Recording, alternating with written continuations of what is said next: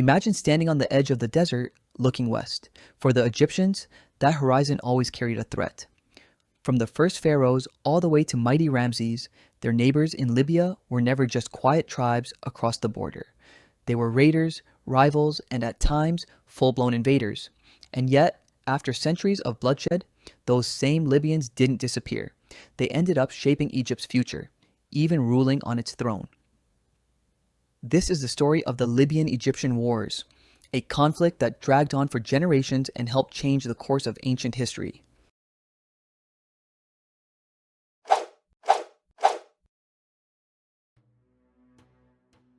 One thing worth flagging before we go further, almost everything we know about these wars comes from Egyptian sources.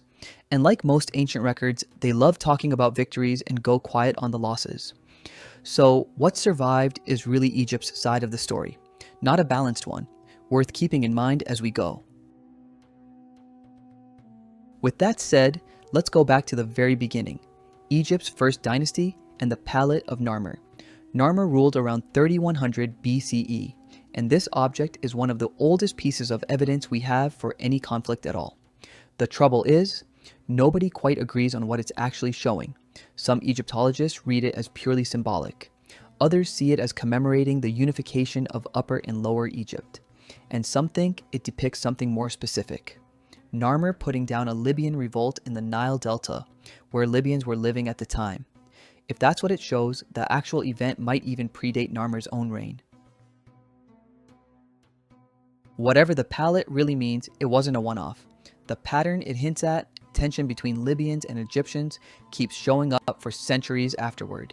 Take the third dynasty, around 2686 to 2613 BCE, Merneptah, a Ptolemaic-era Egyptian priest writing in the 3rd century BCE, describes it plainly in his Egyptica, saying, Necherophes for 28 years. In his reign, the Libyans revolted against Egypt, and when the moon waxed beyond reckoning, they surrendered in terror. A few centuries later, the story is still being told, just now in stone rather than in writing.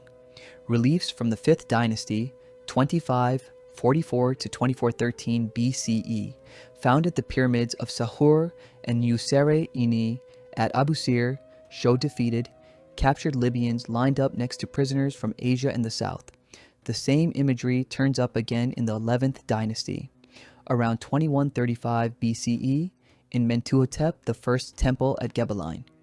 Different pharaohs, different centuries, same message. Libya keeps losing. In the 12th dynasty, 1991 to 1802 BCE, the Tale of Sinuhe, one of the great works of Middle Egyptian literature, picks up the story. Buried in it is a description of a real military campaign. Senusret I's war against the Libyans, with the nobleman Sinuhe himself along for the ride, who says, Behold, his majesty had sent out a numerous army to the land of the Libyans. The eldest son was commander thereof, the good god Sesostris. Now, just as he was returning, having taken living captives of the Libyans, and all cattle, without limit, the companions of the court, they sent to the west side. What's remarkable is how long this campaign stayed in people's memory. Diodorus Siculus, writing nearly 2,000 years later in the 1st century BCE, still knew the story. After that campaign, it looks like the Libyans near Egypt's borders settled into something more stable, paying tribute for the rest of the 12th dynasty.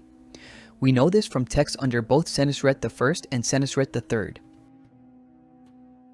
Again in the 18th dynasty, the same repeats.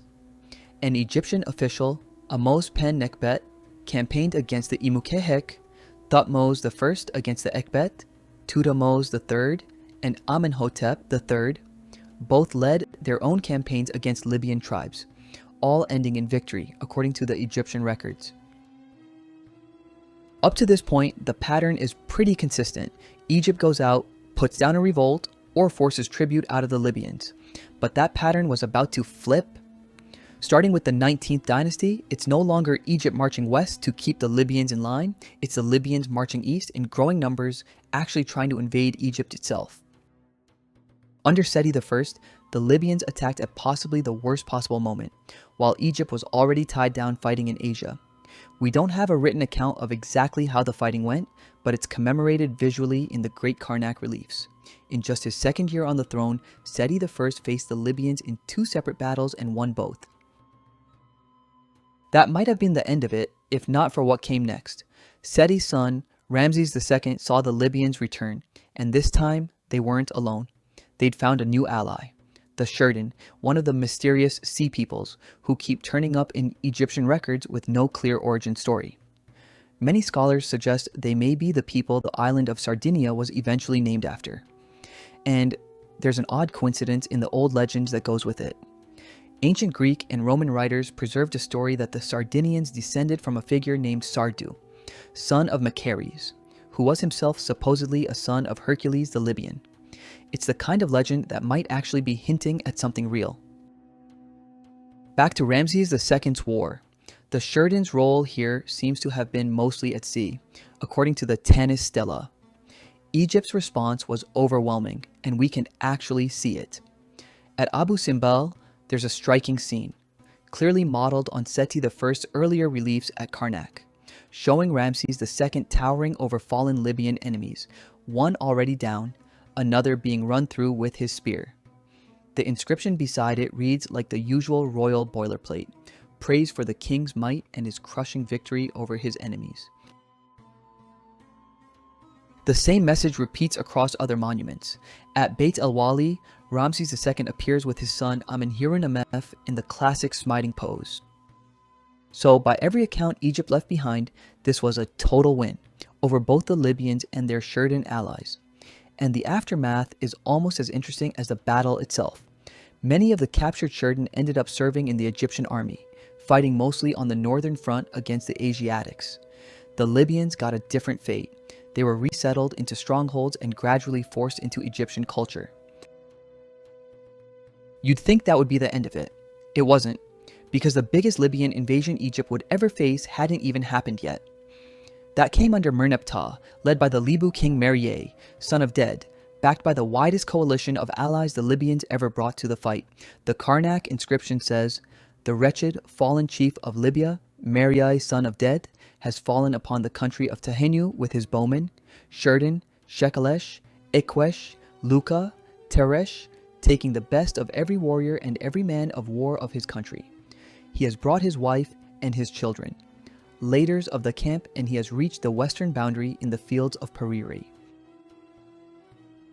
Who exactly were all these allies?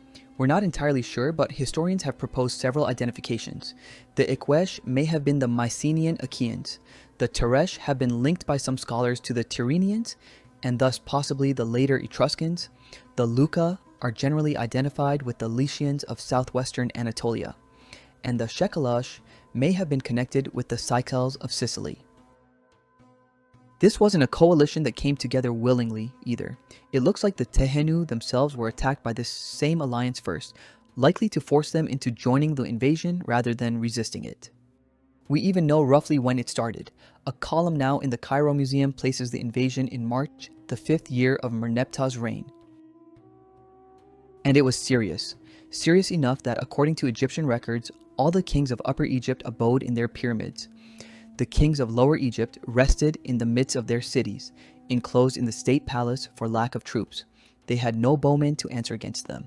And Merneptah in his victory speech said that they spend their time going about the land, fighting to fill their bodies daily. They come to the land of Egypt to seek the necessities of their mouths. In response, Merneptah called a general muster at Mabur and pulled his forces together.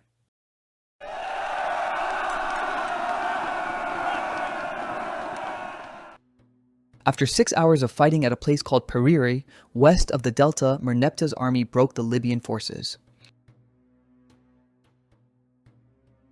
Merieh ran, abandoning everything as he fled west, and running didn't save him either. Once Merieh made it back home, he seems to have lost his position entirely, according to an Egyptian commandant report. This victory was clearly a big deal to the Egyptians, because it shows up again on one of the most famous inscriptions in all of Egyptology, the Merneptah Stela, also known as the Israel Stela, since it contains the earliest known reference to Israel outside the Bible. But that one line aside, the Stela is fundamentally a Libyan war document, and it states, "He has become a proverb for Libya, the youth say to youth, concerning his victories. It has not been done to us before since the time of Ray, say they. Every old man says to his son, Alas for Libya. They have ceased to live in the pleasant fashion of walking in the field. Their going about is stopped in a single day. The Tehenu are consumed in a single year." Merneptah closed things out with a formal victory speech, and the Karnak inscription along with the Athribis stela give us something rare: actual numbers. Merier's 6 children were killed, along with his brothers and the sons of other Libyan chiefs, around 6,300 Libyans dead in total. Another 218 Kehek and Ribu were taken prisoner, along with Merier's own 12 wives. The Allied forces paid a price too: 222 Shekelesh captured, 742 Teresh captured, and more taken from the Shurden and Ekwesh. And beyond the human cost, the spoils were enormous. Around 9,100 copper weapons and swords belonging to the Meshwesh, 1,300 head of cattle and goats, plus silver drinking vessels, various utensils, armor, and 3,100 other items. So by this point, Egypt had fought off the Libyans and their Shurden allies under Ramses II, then crushed an even bigger coalition under Merneptah. You'd think 3 generations of defeats like that would be enough to end it. It wasn't. The Libyans had one more push left in them.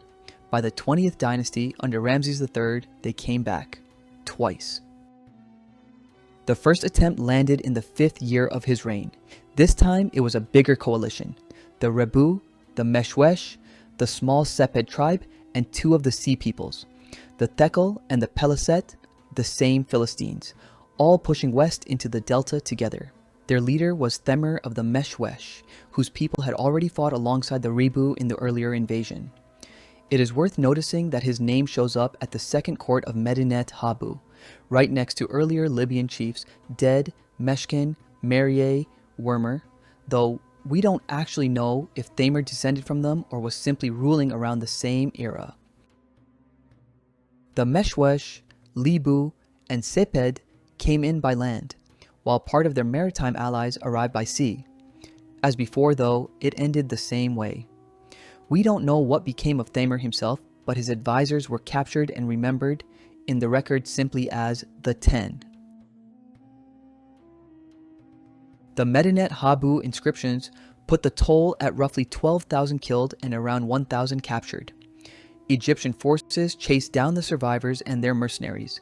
Some prisoners were folded into auxiliary units, others sent off as temple slaves. 6 years later, the Libyans came back again, except this time, they weren't even united against Egypt. The Rebu, who'd fought alongside the Meshwesh in the earlier invasions, now turned against them, possibly even betraying them outright. It was the Meshwesh, led by Keper and his son Meshashur. A handful of smaller tribes joined the Meshwesh anyway: the Esbet, Shai, Bacon, Kekesh, and Hes, according to Papyrus Harris. There are even hints that Amorite forces were somehow tangled up in this too. The king of Amor appears kneeling before Amun right alongside the Libyan chief in front of Pharaoh himself. The Libyan coalition first attacked the non-joining tribes, forcing them to submit, then pushed into the western delta, but was met at a place called Hacho. And once again, Ramses III's forces came out on top. The Libyans broke and fled, Keper was captured, while his son Meshashur and other family members were killed in the fighting. The casualties were staggering: around 2,100 Libyans killed, 2,000 captured. Among the prisoners were 1,500 men, including the Meshwesh chief and likely the 5 chiefs of the allied tribes, plus 1,200 fighters, 150 youths, and 130 boys. Beyond that, around 560 women were taken, including wives, maids, and girls. The spoils, meanwhile, were counted down to the last item. Here's something worth pausing on though.